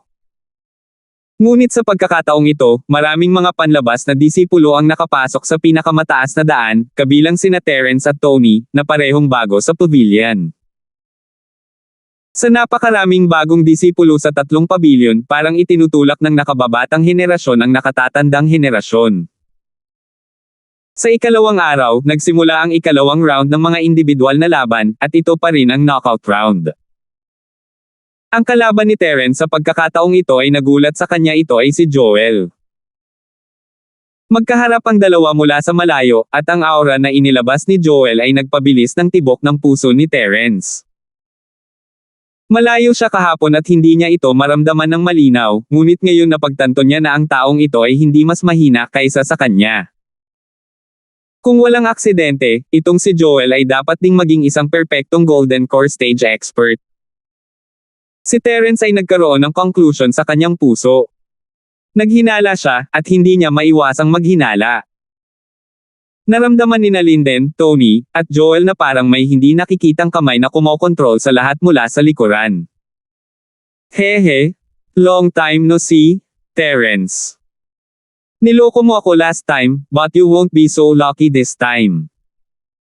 Gusto mo bang maging matalino at manghingi na lang ng awa? Baka maawa ako sa'yo at mabuhay ka. Kampante namang ngumisi si Joel. Magmakaawa ka. Hindi imposible, pero parang mali ang nakuha mo. Ikaw dapat ang humihingi ng awa, di ba? Hehe, kailan ka pa hindi tumakas sa ilang beses nating pag-aaway? Bahagyang ngumiti si Terence. Ang swerte mo lang, at ang lakas ng loob mong kausapin ako tungkol sa nakaraan. Hindi mo ba nakikita ang sitwasyon ngayon? Hindi mo talaga naiisip na hindi ka magagapi dahil lang ikaw ang bagong dating na hari, di ba? Agad na naging malamig ang ekspresyon ni Joel. Invincible. Hindi ako ganoon kamangmang, ngunit sapat na ang pagharap sa hamak na tulad mo. Nanatiling kalmado ang ekspresyon ni Terence. Ikaw. Manunuya na sana si Joel nang magbago ang mukha niya. Napansin niyang nakatago ang mga kamay ni Terence sa kanyang likuran na parang may ginagawa. Nanginginig ang utak ni Joel habang inaalala ang eksena ni Terence na nakikipaglaban kay Panyong. Kung titingnan ang sitwasyon, ang batang ito ay dapat na palihim na pinagsasama-sama ang peel firebomb na iyon o kung ano paman, kaya naman sinadya niya itong akitin na tuyain at magtagal. Si Joel ay natroma pa rin sa peel firebomb. Sapat na ang mahinang lakas ni Terence para maging kalahating patay si Panyong, isang peak late foundation stage cultivator. Ngayong pareho na silang nasa early golden core stage, gaano man siya kumpiyansa, hindi niya basta-basta hinahayaan si Terence na gamitin ang kanyang malaking galaw. Huwag mo nang isipin ang pag-antala ng oras. Gamitin mo ulit yung dating trick. Hindi na nang-ahas si Joel na mag-aksaya pa ng oras. Mabilis niyang inipon ang sword chi sa kanyang mga daliri at sinuntok si Terence, nangako na abalahin ang akumulasyon ni Terence. Hindi man lang sinubukan ni Terence na umiwas. Kasabay nito, ang kanyang katawan ay kumikislap patungo kay Joel.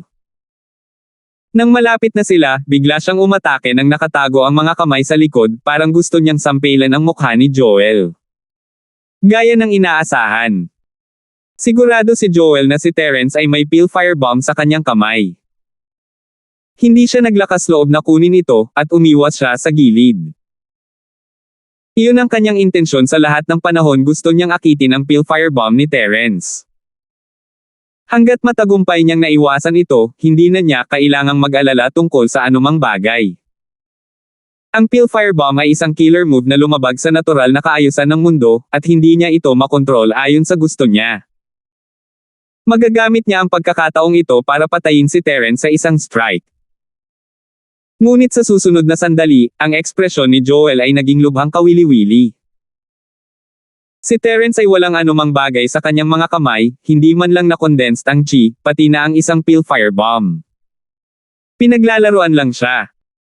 Galit na galit si Joel, ngunit bago pa niya magawa ang anuman, ang sipa ng apoy ni Terence ay dumapo sa kanyang katawan.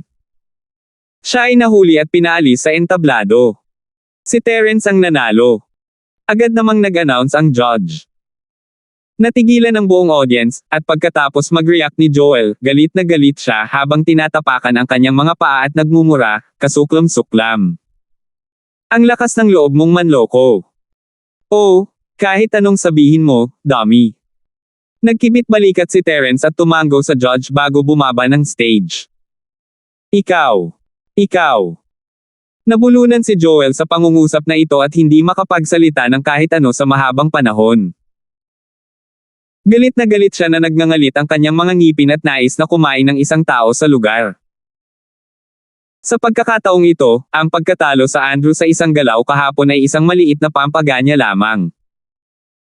Handa siyang ipakita ang kanyang kapangyarihan, ngunit hindi niya inaasahang gagampanan siya ni Terence ng ganito. Hindi man lang niya ginamit ang kanyang lakas bago siya natalo. Walang handang tanggapin ito. Napaawang ang bibig ni Terence sa hitsura ng lalaki, hindi nag-abala na kausapin siya. Sa mga tuntunin ng lakas, tiwala si Terence na kaya niyang durugin si Joel kahit na siya ay isang maagang gininto ang core master. Gayunpaman, mag-aaksaya ito ng maraming enerhiya. Wala siyang pakialam kung paano siya nanalo, basta manalo siya. Ayaw ni Terence na mag-aksaya ng masyadong maraming enerhiya kay Joel. Kung tutuusin, iba ang ngayon sa kahapon. Kahapon, isang round lang ang laban nila, pero pagkatapos ng second round, magsisimula na agad ang third round ng individual battle. Mahalagang mapanatili ang sapat na enerhiya. 4,208. Good. Good job. Dapat nating hayaang mabalot ng alikabok ang mukha nitong traidor na alagad. Sa dami ng tao, nakita ng magkapatid na sina Andrew at Enteng ang eksenang ito at agad nilang naramdaman na nailabas nila ang kanilang galit. Si Terence ay kalaban din nila, ngunit ang kanilang pagkamuhi kay Joel ay mas mataas. Pinahiya sila ni Joel kahapon, at ngayon ay nakita nila siya sa parehong sitwasyon. Napakasarap sa pakiramdam. Hindi pinansin ni Terence si Joel, na nagmumura pa rin. Itinoon niya ang atensyon sa kabilang laban. Isa sa mga pangunahing tauhan ay si Minerva, at ang kanyang kalaban ngayon ay si Tony. Kung nagkataon na ang laban ni Terence kay Joel, ngunit hindi niya inaasahan na direktang sasabak si Minerva laban kay Tony. Hindi na ito maipaliwanag ng nagkataon. Dagdag pa, ang host ng kompetisyon sa panloob na sekta na ito ay si Leonardo. Kakaiba kung may hindi lihim na pakialaman ang pagguhit ng palabunutan. Parehong nasa early Golden Core stage sina Minerva at Tony. Pareho silang nakalusot sa unang yugto ng gininto ang core ng perpektong. Sa mga tuntunin ng lakas, maaari silang ituring na isang pares ng malalakas na kalaban. Gayunpaman, ang mga diskarte at armas ng martial arts ni Minerva ay nasa isang malaking kawalan sa arena, lalo na sa isang one-on-one na labanan. Walang kahit isang tao na kayang takpan siya. Hindi naging madali para sa kanya na manalo laban kay Bufang sa unang round kahapon. Ngayong kalaban niya si Tony, na isa ring perpektong Golden Core Stage Cultivator, hindi malaki ang tsansa niyang manalo. Kahit si Terence ay hindi inaasahan na siya ang mananalo. Ang lakas ni Tony ay malayo kay Bufang, S. Magaling din siya sa 1,000 kicks, isang speed-type powerhouse. Mas madali para sa kanya na isara ang distansya kay Minerva kaysa kay Bufang. Higit sa lahat, nalantad kahapon ang hakbang ni Minerva na ginawang sibat ang isang araw matapos itong isara. Kapag ang ganitong uri ng paglipat ay nabantayan laban, magiging mahirap na magkaroon ng anumang epekto. Gaya ng inaasahan ni Terence, natalo si Minerva sa mga binti ni Tony pagkatapos ng oras ng joystick. Sa kabutihang palad, sinabihan na siya ni Terence na protektahan ang sarili. Sa pagkakataong ito, sinunod ni Tony ang intensyon ni Lindan. Gusto niyang patayin ng direkta si Minerva at ilagay si Terence sa mahirap na sitwasyon sa susunod na labanan ng dalawang tao. Hindi niya inaasahan na aaminin ni Minerva ang pagkatalo matapos niyang malaman na hindi siya katapat nito, na iniwan siyang walang paraan upang magsimula. Swerte mo at mabilis kang nakatakas. Ngumisi si Tony at sumulyap kay Minerva. Bumaba siya sa ring at hinarap si Lindan. Na may masamang ekspresyon, nagkomento siya, pero mabuti iyan. Malalagay sa alanganin ni Terence ang besurerong babaeng ito bilang kanyang kapareha. Tumawa si Lindan at tumango bilang maluwag. Ang pagganap ni Minerva kahapon ay isang bihirang sorpresa. Medyo natakot siya noong una, ngunit ngayong nalaman na ni Tony ang kanyang background, wala nang dapat ipag-alala. Natapos ang ikalawang round ng mga individual na laban sa isang umaga, at lumabas ang listahan ng top 50. Sina Terence, Tony, at Lindan ay pawang mga bagong mukha ng kompetisyon sa loob ng sekta. Kung ikukumpara sa nangungunang 100, ang halaga ng nangungunang 50 na listahan ay halatang mas mataas. Ang pagpasok sa nangungunang 100 ay maaari pa ring batay sa swerte, ngunit ang nangungunang 50 ay nangangailangan ng tunay na lakas. Walang duda tungkol doon. Ang nangungunang 50 ay itinuturing na mga mas mataas na uri ng mga tao sa lahat ng mga disipulo ng Golden Core Stage. Nagkaroon na ng mundo ng pagkakaiba sa pagitan nila at ng mga taong nasa likod nila. At least nakakasigurado na sila na makakakuha sila ng points, kahit kaunti lang ang last place. Sa hapon, nagsimula ang ikatlong round ng mga individual na laban. Ang natitirang 50 katao ay susubukan na makapasok sa nangungunang 25. Gayunpaman, walang 25 na laban sa kompetisyon. Kabilang sa nangungunang 50, ang ilan sa kanila ay nanalo sa umaga, ngunit ito ay isang makitid o kahit isang pirek na tagumpay. Kahit na hindi sila malubhang nasugatan, naubos na nila ang kanilang pisikal na lakas at tunay na chi at hindi na makapagpatuloy sa pakikipaglaban. Ang ganitong sitwasyon ay lumitaw na sa ikalawang round sa umaga. Gayunpaman, pagkatapos ng isang gabing pahinga, karamihan sa mga tao sa wakas ay nagkaroon ng lakas upang lumaban, kaya bihirang makita ang mga tao na direktang nawala ng bisa. Ngayon, sa ikatlong round, hindi bababa sa 10 sa nangungunang 50 ang napilitang mag-forfeit. Hindi sila lumahok sa pagguhit ng mga palabunutan, ngunit direktang nagtabla para sa huling pwesto sa nangungunang 50, bawat isa ay nakakuha ng 1 puntos. Tulad ng para sa iba pang mga tao, sila ay patuloy na gumuhit ng palabunutan upang makipagkompetensya. Kapag natalo sila, ibig sabihin ay titigil na sila. Kung nanalo sila, hindi ibig sabihin na maaari pa silang umaban. Ito ay dahil sa bawat round pagkatapos nito, may mga taong hindi maganda ang kalagayan at hindi na makapagpatuloy sa pakikipaglaban. Aalis sila pagkatapos makuha ang kaukulang puntos. Dumaan si Terence sa mga antas ng walang anumang sakuna. Sa wakas ay natalo niya ang isang peak mid-stage Golden Core Cultivator at nakapasok sa top 50 na pumasok sa final individual round. Ang napakalakas na pagtatanghal ay tunay na nagulat sa lahat ng naruroon. Isa lamang siyang early gold core expert at 1 taon pa lang siyang sumali sa 3 pavilion. Talagang nagawa niyang malampasan ang lahat ng mga hadlang at makapasok sa huling round ng mga individual na laban sa kompetisyon ng panloob na sekta. Ito ay isang hindi pa nagagawang gawa, isang alamat na maaaring mapunta sa mga aklat ng kasaysayan. Maging si Zhang Lijiu ay hindi ganoon ka-overpower. Siyempre, nagawa ni Terence ang huling pagtawa hindi lamang dahil sa kanyang lakas, kundi dahil napakakaunting mga core disciples sa itaas ng late golden core stage na lumalahok sa inner sect competition. Kahit na ang mga nasa tuktok ng mid-golden core stage ay napakabihirang. Karamihan sa mga nakarating sa antas na ito ay mga alagad ng iba't ibang high-level na big shot. Ang ilan sa kanila ay opisyal pa ngang mga disipulo, kaya hindi na kailangan para sa kanila na lumahok sa kompetisyon ng panloob na sekta. Ang kanilang cultivation resources ay inihanda mismo ng mga nakatataas, kaya hindi na nila kailangang umasa sa mga resources na inilaan ng 3 pavilion. Naturally, hindi na kailangan para sa kanila na lumahok sa kompetisyon ng panloob na sekta. Sa katunayan, marami sa mga pangunahing panloob na disipulo ang hindi lalahok sa kompetisyon ng panloob na sekta sa susunod na taon pagkatapos nilang maging mga nominal na disipulo ng mga nakatataas. Siyempre, may ilang mga exception, tulad ng pakikipaglaban ni Terence sa isang peak mid-stage na Golden Core Cultivator, at ang pakikipaglaban ni Linden laban sa isang late-stage na Golden Core Cultivator. Kung paanong nakuha ni Terence ang kanyang pwesto sa finals, may panalo din ang kabilang panig. Ang kalaban na kakaharapin ni Terence ay ang kanyang matandang kaaway, si Lindan. Gabi na, at tumayo silang dalawa sa arena para sa huling laban. Ang paglubog ng araw ay bumagsak sa kanilang mga katawan, at ito ay tila kinulayan ng pula na may layuning pumatay, kaya nahihirapan ang mga manunood na tumingin sa kanila ng diretso. Tense na ang kapaligiran bago pa man magsimula ang labanan, at napukaw ang interes ng lahat. Kung si Terence o si Linden, pareho silang maimpluwensyang figure, at ngayong pareho na silang nasa finals ng 1v1, pasabog.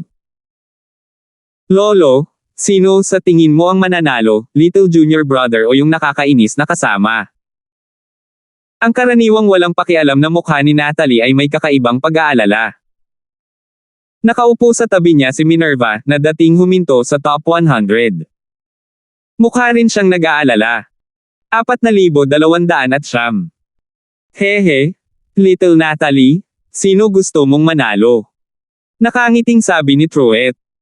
Siyempre gusto kong manalo si Lil Bro, pero, nagpout si Natalie. Ayaw niyang magsabi ng nakakapanghinayang, at palagi siyang may tiwala kay Terence, ngunit ang problema ay napakalakas ni Linden pagkabalik niya. Madali pa niyang maduraj ang isang late-stage Golden Core Master, at nahirapan si Terence na manalo laban sa isang peak stage na mid-stage na Golden Core Master. Hindi niya gusto ang pagsasanay, ngunit pagkatapos ng lahat ng mga taon ng pagiging nasa ilalim ng impluwensya ni Truett, nagkaroon siya ng magandang mata sa mga bagay-bagay. Masasabi niya na maliban kung si Terence ay may iba pang makapangyarihang trump card, magiging mahirap para sa kanya na manalo laban kay Linden Shu sa isang direktang labanan. Pero sa tingin mo hindi kayang talunin ni Terence si Linden? Napangiti si Truett at sinabing, patuloy tayong manood. Ang kompetisyon ng panloob na sekta sa taong ito ay ang pinakakawili-wili. Sa entablado, tumingin si Linden Shu kay Terence, ang kanyang mga labi ay nakakurba sa isang mapagmataas na ngiti. Hindi nagkataon lang na sila ni Terence ay nakatayo sa entablado ng finals.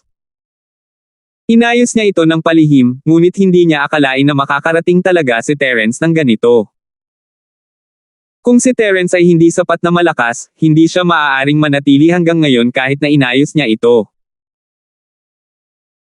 Ngunit ito ay mahusay nakahanap siya ng isang huling yugto ng gininto ang core upang magsimula sa unang labanan, at ngayon ay magagawa niyang kunin ang ulo ni Terence sa huling labanan upang ipagdiwang ang kanyang pag-akyat sa unang lugar. Ito ang orihinal na intensyon ni Linden.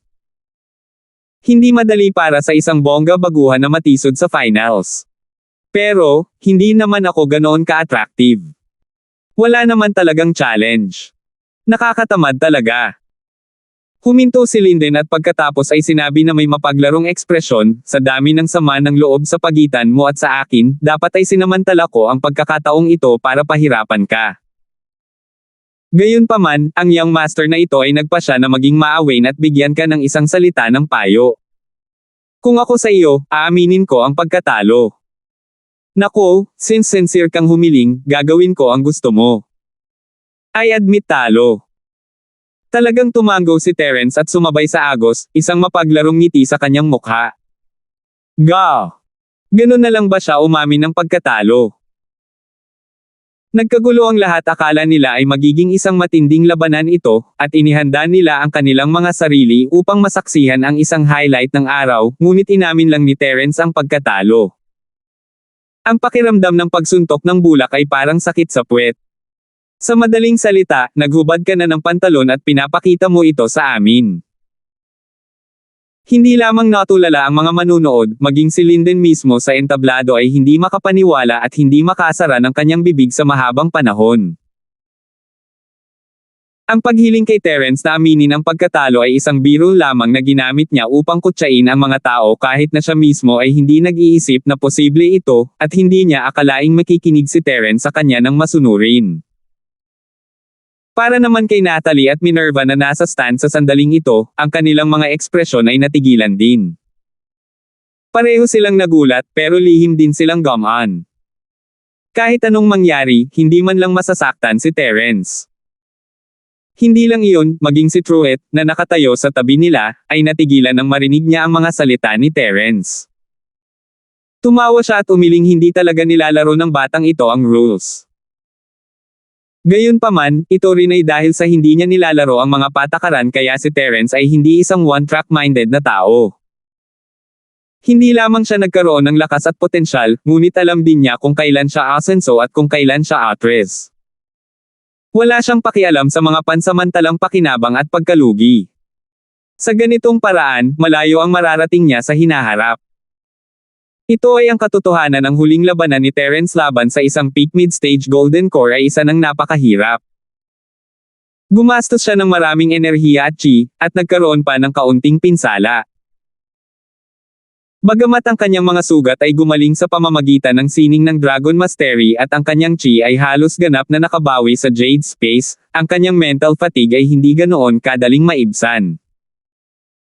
Sa kanyang kasalukuyang estado, kung lalabanan niya si Linden, na nasa tuktok ng kanyang kapangyarihan, napakahirap para sa kanya na manalo. Kailangan niyang magbayad ng malaking halaga para magkaroon ng pagkakataon. Alam niyang hindi niya ito kakayanin, ngunit kailangan pa rin niyang pilitin, ganon ang gagawin ng walang utak. Si Terence ay hindi ganoon kabastos. Kailangang malaman ng isa na kahit na ganoon na lamang ang pag-amin ni Terence, siya ay nasa pangalawang pwesto pa rin sa 1v1, at makakakuha pa rin siya ng 49 na puntos, mas mababa lang ng kaunti sa 50 puntos ni Lindan. Nagkaroon pa rin ng 2v2 battle, at ang kaunting puntos na ito ay hindi man lang maituturing na pagkakaiba. Pagkatapos ng lahat, ang huling ranggo ay batay sa kabuuan ng mga puntos na naipon mula sa 2 round. Kung sila man ang una o pangalawang pwesto sa individual na kompetisyon, walang pakialam. Aaminin mo na lang ang pagkatalo mo. Newbie ka sa kumikilos ng matigas, di ba lagi kang magaling umarte ng matigas? Bakit hindi mo maglakas loob na gawin ito ngayon? Pagkatapos mag-react ni Linden, agad niyang sinamantala ang pagkakataong kutsain at kutsain, mukhang ikaw, ang bagong dating na hari, ay alam na alam mo pa rin ang sitwasyon. Dati, hinahayaan kitang tumalon ng ganito dahil lang sa tamad akong pansinin ka. Ngayon na ang perpektong pagkakataon para turuan ka ng leksyon, ngunit sa huli, naging duwag ka sa mga matapang na exercise na ito nang walang sinasabing kahit ano. Napakahusay ng mga salita. Habang tinutuya ni Linden si Terence, itinuturo din siya ng mga tao na nakatingin sa kanya ng may higit na paghamak kaysa dati. Tila ang tinaguri ang bagong lalaking hari ay walang iba kundi ito. Bahagyang ngumiti si Terence at hindi mapakali kay Linden at sa mga taong nasa ibaba ng entablado. Tumalikod siya at naglakad pababa ng stage na parang walang nangyari. Kalmado pa rin ang ekspresyon ng mukha niya, wala man lang pakialam. Sa puntong ito, ang unang bahagi ng kompetisyon ng panloob na sekta, ang mga individual na labanan, ay natapos na lahat. Maraming paksang pag-uusapan, at maaari itong buod sa 4 na salita, ang bagong henerasyon. Ang una ay si Linden, na isang panlabas na disipulo na lumalahok sa kompetisyon sa panloob na sekta sa unang pagkakataon. Ang pangalawa ay si Terence, na isang bagong dating sa malugod na bagong pavilion.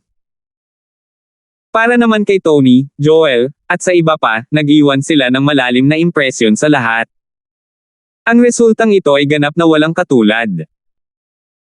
Mahuhulaan pa nga ng mga tao na ang henerasyong ito ng mga bagong panloob na disipulo ay tiyak na magiging gintong henerasyon na maaaring itala sa mga aklat ng kasaysayan. Sila ay pag-uusapan ng may labis na sarap at pamunuan ang kinabukasan ng 3 pavilion sa North Island. Pagkatapos ng mga individual na laban, magkakaroon ng 3 araw na pahinga at reorganisasyon, na susundan ng mga pares na labanan. Dahil ang bilang ng mga duels ay nahati sa kalahati, ang schedule ay magiging mas compact kaysa sa mga individual na laban. Ang lahat ng mga laban ay matatapos sa isang araw, at wala ng mga pagkakataon para sa pahinga at muling pag-aayos. Sa makatuwid, ang 3 araw na ito ay lubhang mahalaga sa lahat ng mga disipulo mula sa 3 pavilion. Ang mga resulta ng mga individual na labanan ay hindi na mababago. Ang ilang mga tao ay masaya, habang ang iba ay malungkot. Gayunpaman, nasa kalagitnaan pa lang sila.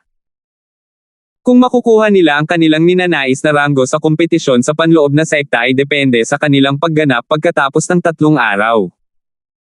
4,210. Hindi man sila nakakuha ng kahit isang punto sa mga nakaraang 1-on-1 na laban, basta't mahusay silang naglaro sa susunod na 2-on-1 battle, may posibilidad pa rin silang makahabol. Ito ay dahil sa 2 sa isang labanan, ang parehong mga kalahok ay makakakuha ng parehong puntos. Halimbawa, ang unang lugar ay makakakuha ng 50 puntos bawat isa. Bilang karagdagan, ang bilang ng mga round sa 2-on-1 battle ay nabawasan ng kalahati. Hanggat maaari silang manalo ng isang round, maaari silang makapasok sa nangungunang 50 at makakuha ng mga puntos. Ito ay mas madali kaysa sa single-on-one na labanan. Kung maganda ang performance nila sa pair battle, kahit na hindi sila nakakuha ng kahit isang puntos sa iisang laban, baka marang pa rin sila. Pagkatapos ng lahat, ang mga disipulo na nakakuha ng mga puntos sa iisang labanan ay maaaring maalis sa ikalawang round kung hindi sila nakakuha ng isang puntos. Hindi ito imposible. Sa kabuuan, bago opisyal na nagsimula ang labanan ng 2 tao, napakaaga pa para magsabi ng anuman. Pagkatapos lamang matapos ang lahat ng mga laban ay tuluyang maaayos ang alikabok. Pagkatapos ng anunsyo ni Leonardo, ang lahat ng mga disipulo ay naghiwa-hiwalay upang magpahinga. Dinala ni Terence si Minerva pabalik sa kanyang sariling kuweba at ginamit ang 3 araw na ito upang magsanay ng ligaw na apoy na 8 trigrams POM. Pagkatapos ng lahat, ito lang ang joint attack card na maaasahan nila. Maliban doon, maaari lamang silang lumaban sa kanilang sarili at magiging napaka-passive kung makatagpo sila ng isang malakas na kalaban. Si Terence ay may premonition na siya at si Minerva ay malamang na makakaharap sina Linden at Tony sa paparating na 2-on-2 battle. Sa kanilang mga agresibong ugali, kung hindi niya kabisado ang nagngangalit na apoy ng mga palad ng 8 trigrams, mahirap sabihin kung sino ang mananalo. Gayunpaman, hindi alam ni Terence kung tatawa o iiyak ay gusto rin ni Natalie na sumama at sumali sa kasiyahan. Nanatili siya kasama sina Terence at Minerva sa nakalipas na 3 araw. Dapat malaman na ang babaeng ito ay hindi kailanman naging interesado sa pagsasanay sa martial arts o anumang bagay na katulad nito. This time, iba na ang kinikilos niya. Tanging si Natalie lamang ang nakakaalam ng kanyang iniisip. Lumipas ang 3 araw sa isang iglap, at ang lahat ng kalahok na mga disipulo ay muling nagtipon sa arena ng North Island. Opisyal nang nagsimula ang inaabangan na 2 tao na labanan ng inner sect competition. Ang unang nabunot ay isang pamilyar na mukha si Deong, na natalo kay Terence sa unang round ng 1v1. Isa siyang early gold core expert, at ang kanyang partner ay medyo mas malakas, ngunit nasa tuktok lang ng early gold core realm. Ang ganitong kombinasyon ay hindi maituturing na malakas sa ibabaw. Bukod dito, hindi maganda ang resulta ng mga nakaraang individual na laban. Wala silang nakuha kahit 1 puntos. Sa mata ng mga manunood, natural nilang iisipin na ang pares na ito ay puro kanya na kumpe at walang tsansa na manalo. Gayunpaman, ang huling resulta ay isang sorpresa. Hinarap nilang dalawa ang kombinasyon ng 2 peak early Jiedan Stage Masters, ngunit sila ang mahina laban sa malakas at huling tumawa. Ang kooperasyon sa pagitan ng 2 taong ito ay medyo tacit, lalo na sa araw na ito. Akala ko siya ang magiging breakthrough ng kabilang side, pero hindi ko inasahan na matatalo niya ako sa sarili kong laro at magiging key turning point ng tagumpay. Hindi siya simpleng character. Puna ni Terence. Isang beses inamin niya ang pagkatalo, at ang isa naman ay nilero niya sila sa sarili nilang laro. Ang pagganap ni Deong na ito ay maaaring hindi kasing kapansin-pansin ng mga henyong ito, ngunit naalala ni Terence ang pangalan ng taong ito sa kanyang puso. Ang taong ito ay hindi ordinaryong tao. Kung mayroon siyang sapat na mga pagkakataon sa hinaharap, hindi imposible na maging isang mahusay na talento siya mamaya. Sa hinaharap, pareho silang magiging inner sect disciples ng Green Cloud Pavilion, kaya who knows, baka magkaroon sila ng pagkakataong makipag-ugnayan sa isa't isa. Habang tumatango si Terence, nagdulot ng malaking kaguluhan ang sumunod na mag-asawa sa entablado. Maging ang mga mata ni Terence ay kumaibot nang makita niya ang mga ito.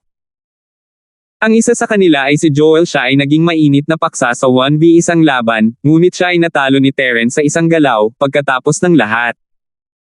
Hindi siya magdudulot ng sensasyon kung mag-isa lang siya, pero ang punto ay ang kakampi niya ay Andrew. Habang pinapanood nila ang pares na ito na umakyat sa entablado, nagulat ang lahat. Hindi nila maiwasang umungol sa kanilang mga puso. Anong klaseng mundo ito?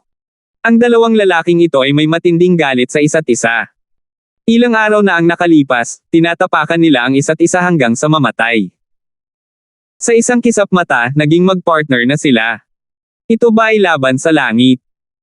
Sa gitna ng nagulat na mga boses, sina Joel at Andrew ay nagsanib kamay na para lumaban sa arena.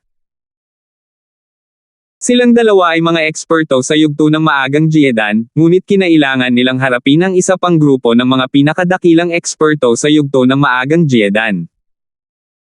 Karaniwan, walang pagkakataon na manalo, ngunit ang huling resulta ay isang ganap na isang panig na pagdurog. Sina Joel at Andrew, na umaasa sa kanilang hindi gaanong naiintindihan na kooperasyon, ay talagang nadurog ang kanilang mga kalaban at umaban sa top 50. Kabilang sa mga ito, ang pagganap ni Andrew ay itinuturing na karaniwan. Bilang isang senior early gold core expert, hindi siya nahulog sa labis na kawalan kapag nahaharap sa isang peak early gold core expert.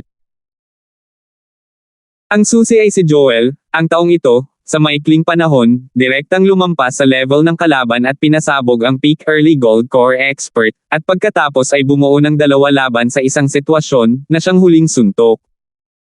Anong ginagawa ng dalawang ito? Si Terence, sa kabilang banda, ay nakatingin sa isa't isa tulad ng iba. Magkahawak kamay na nagtutulungan ang dalawang magkaaway na ito, at talagang nakakabulag ito sa mata. Isinasantabi ang katotohanang naaalala pa rin ni Andrew ang kanyang ikatlong kapatid, ang pagkamatay ni Panyong, imposibleng mapatawad niya si Joel.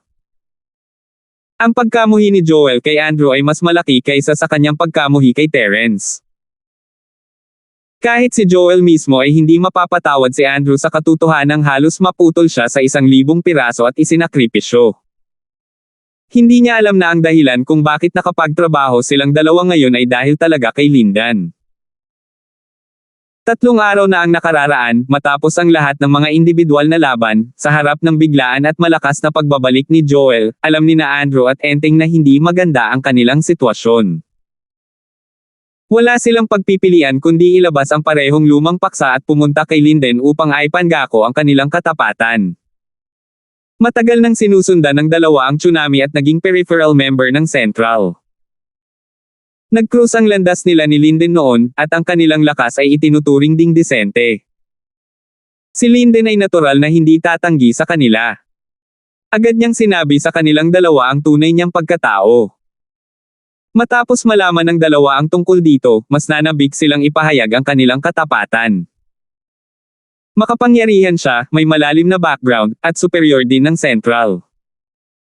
Kung hindi pa rin alam ni Andrew at Southern Skygate na dapat silang mabilis na sumipsip sa kanya, kung gayon maaari lamang itong mga hulugan na wala na silang pag-asa. Hindi sila bobo. Gayunpaman, ang hindi inaasahan ng Andrew at Southern Heaven Gate ay tulad ng pagmumura nila kay Lindan, dumating din si Joel. Ang unang reaksyon ng dalawa ay ang isipin na narito si Joel para maghanap ng gulo.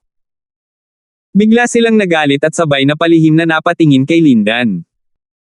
Gusto nilang samantalahin ang prestihiyo ng young master na ito na si Shu para maghayganti sa araw bago. Hindi nila inaasahan na ang magiging resulta ay ang bago nilang malaki at makapal na binti ang nagkusa na kausapin si Joel. Nandito ka pala. Sinabi na sa akin ng misteryosong lalaki noon. Simula ngayon, magtatrabaho ka na sa akin. Tumango si Linden kay Joel. Salamat po at sinamahan ninyo ako, ingat lagi mga master.